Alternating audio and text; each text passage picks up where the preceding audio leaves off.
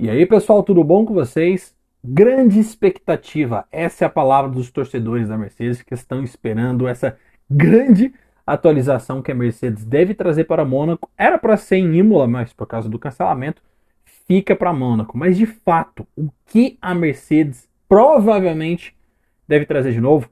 Fica aqui que eu te explico isso aqui agora. A primeira grande modificação será na geometria da suspensão dianteira. A Mercedes usa o sistema chamado Push Rod, que é uma suspensão, podemos dizer que mais tradicional para o padrão da F1, onde o principal braço de articulação da suspensão ele fica basicamente nessa posição, ou seja, o ajuste da suspensão fica na parte superior do chassi e vai até na parte inferior das rodas.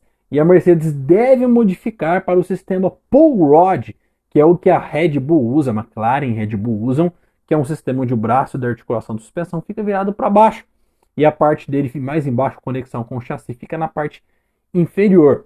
A vantagem dessa suspensão é que ela joga o centro gravitacional mais para baixo do carro, ou seja, tem mais peso na parte inferior, e isso pode afetar na questão do carro da Red Bull. Muitas vezes nós já ouvimos os comentaristas falando que o carro da Red Bull consegue andar mais baixo do que os outros. Então a Red Bull conseguiu achar ali uma forma de usar a suspensão por rod para poder ter um melhor desempenho, andar com o seu carro mais baixo, e em um regulamento de efeito solo, onde a parte inferior do carro faz toda a diferença. Isso sim pode ser um dos grandes diferenciais da Red Bull. A McLaren usa esse sistema por rod, mas não consegue entregar a mesma eficiência técnica que os taurinos conseguem. A desvantagem desse sistema é talvez a dificuldade em encontrar o acerto. Como até a parte de ajustes fica mais embaixo, é mais difícil para os mecânicos conseguirem mexer e ajustar a suspensão é mais difícil do que se imagina. Então, ela já foi usada em 2011, 2012 por Ferrari e McLaren. Naquele regulamento não deu certo, só que agora, de alguma forma, a Adrian Newey e sua turma conseguiram encontrar o ajuste ideal para esse sistema de suspensão pull rod.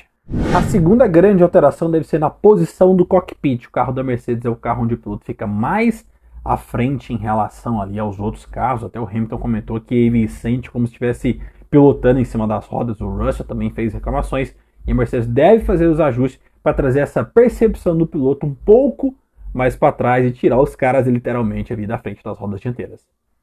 A terceira grande modificação será em relação aos side pods, a lateral do carro. A Mercedes trouxe esse conceito aí, zero pod. A ideia era gerar o mínimo de arrasto possível, menos resistência ao vento, falando uma linguagem bem simples, mas isso trouxe outros problemas. Eles tentaram corrigir, mas provavelmente devem vir com um conceito de sidepod um pouco mais tradicional, mas parecido com o que as outras equipes usam. Novos sidepods não significam que o carro vai voar. O carro da Mercedes é um carro muito problemático e a questão dos sidepods é um dos problemas. Criou-se um mito aí que colocando sidepods o carro iria ser sensacional, e não é bem assim. E antes que eu me esqueça, a Mercedes não registrou, não homologou um novo chassi, então todas essas mudanças são modificações, né, que eles vão fazer em cima do chassi já existente, ou seja, vão fazer adaptações.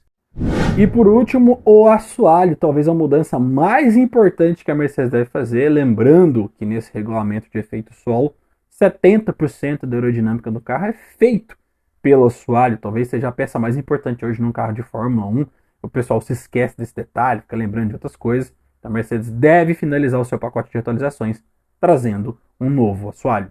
Mas isso aí, tentei sintetizar todas as possíveis atualizações do carro na Mercedes nesse vídeo, explicar de uma forma bem simples para quem está na dúvida. E faz o seguinte, se você está gostando do conteúdo, deixa o like, comentário e Fórmula 1 aqui no Somos F1.